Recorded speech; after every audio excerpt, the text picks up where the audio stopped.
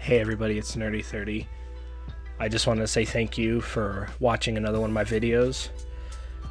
So today's video is over the first ever Arkansas Retro Expo, which is Arkansas's first gaming retro vintage convention. The convention was held in Hot Springs, Arkansas, about an hour, 45 minutes to an hour southwest of Little Rock. What you see here is what I brought for trade bait. Wasn't quite sure what I was expecting to see.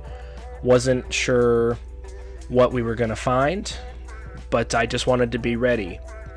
So these were stuff that I've picked up in my journeys that, have a little bit of value. Here's the list of stuff that I was looking for. Zelda Ocarina of Time and Majora's Mask for the 3DS.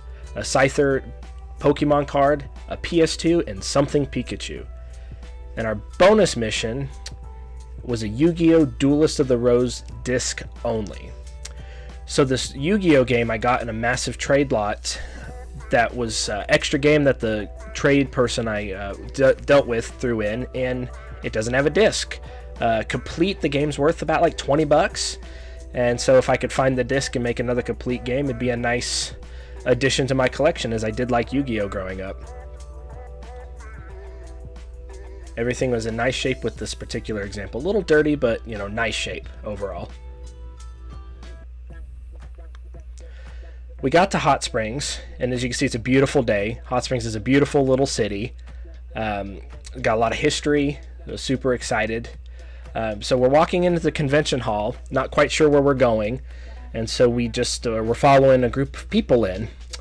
As you can see, this building is massive. It's beautiful, though. Had lots of light, lots of art. Kind of dead, considering there was a video game convention starting. So we go up the stairs here, and we kind of follow the crowd that we saw, and by crowd I mean the one or two people we saw, as we try to find our way into the convention. Everything was a little much to take in because there's just so much to look at. We followed this hallway that we're traveling down right now to the entrance of a convention hall that we could see. You could see the ladies in the back there, until we realized we were at the wrong convention center. Apparently, the hotel in Hot Springs is attached to the actual Hot Springs Convention Center, and then our convention was in the hotel and not in the convention center. Finally, we made it to where we were supposed to be going, and as you can see, here we are. First thing I want to do is I want to give a shout out to Arkansas Picker and his group for putting together such a fantastic show. Word of note, you'll see a little blue kid in front of me. That's a Nerdy's son. He wanted to come to the convention with me, but he kind of got in the way of some of my shots. But I had a great time spending the day with my son. As you can see here, immediately, as we're right off the bat, as soon as you enter, there's just tables everywhere. The venue was a little smaller than I was expecting for the number of people that showed up, but talking to Arkansas Picker, he said he only expected about 100 to 150 people for the whole day, and I believe he had a little over 500 people showed up. A lot of good stuff, a lot of interesting stuff, a little bit of stuff for everybody, toys, records, some clothing. That PS2 right there that was on, that was a white PS2 that a friend of mine picked up because he'd been looking for a white PS2 Slim for a while. I do apologize in advance about some of the framing of the video. My little handheld tripod actually broke about 20 minutes into the convention, so I had to resort to filming the old-fashioned way of just holding it sideways in my hand. And for some reason it kind of threw off some of the angling of the videos, so I had to rotate some of it for the video. This table had a lot of cool consoles, but the only thing I really wasn't impressed with was these consoles were dirty. If you're going to be a vendor at a show, don't forget to take a little bit of time to just clean what you were selling. Some of the stuff looked like it was just pulled out of a basement and tossed on the table. And with the pricing being what it was, which most of the pricing was pretty good, it might not have been that big of a deal, but it just takes a little bit of pride and shows that you have some pride in what you're selling if you clean it up and organize it a little bit. I'm not much of a GameCube guy. I got a GameCube when I was 16, and there's only 2 or 3 games that I personally want for my GameCube collection, but it's something that I don't see a lot while I'm out in stores, so I was excited to dig through some complete in-box GameCube games. If you see any games that you like, or any games that maybe I missed over that I should check out in the future, leave a comment below and I'll make a note to check it in the future. This table also caught my attention because Wii is one of those systems that is not super popular in my area, so you don't see stores that have the biggest Wii section. And once again, I'm not sure if what I'm looking at is good pricing. That 007 game, somebody was actually looking for it, and I happened to find it, so I pulled it out and handed it to the vendor. I love Nintendo consoles. They're always going to have a soft spot in my heart.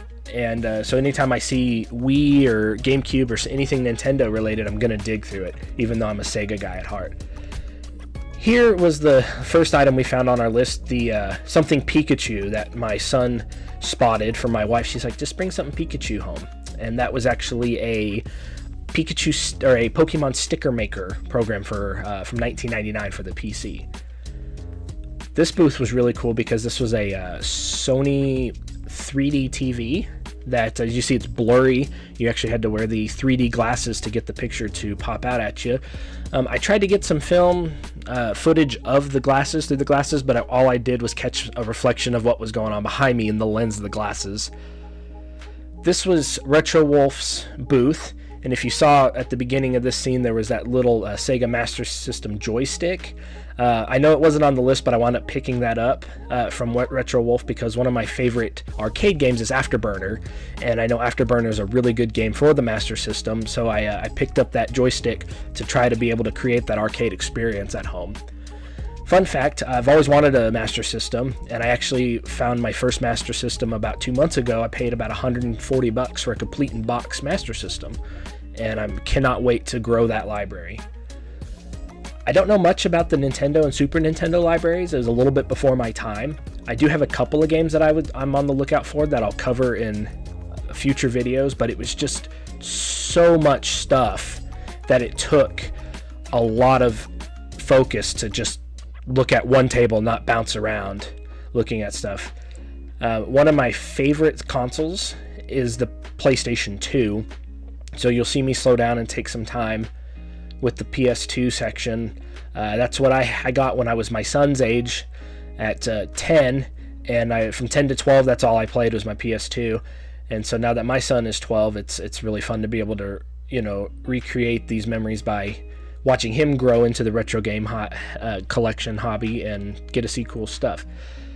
This deal on this Master System was a really good price for $90, and I almost purchased this Jungle Greed 64, but it was a little out of my budget, and the guy really wasn't interested in trading for anything I had.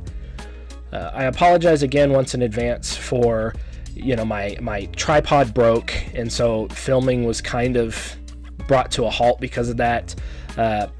This is my first time doing this at a con, so being out in public filming is still kind of a new topic for me, and so trying to balance searching and filming and slowing down when I'm scrolling so you can get a better look at what I'm looking at. I noticed through some of the clips there were things that I sped through that you really couldn't see, so I apologize for that, and I'm going to try to get better at that in the future.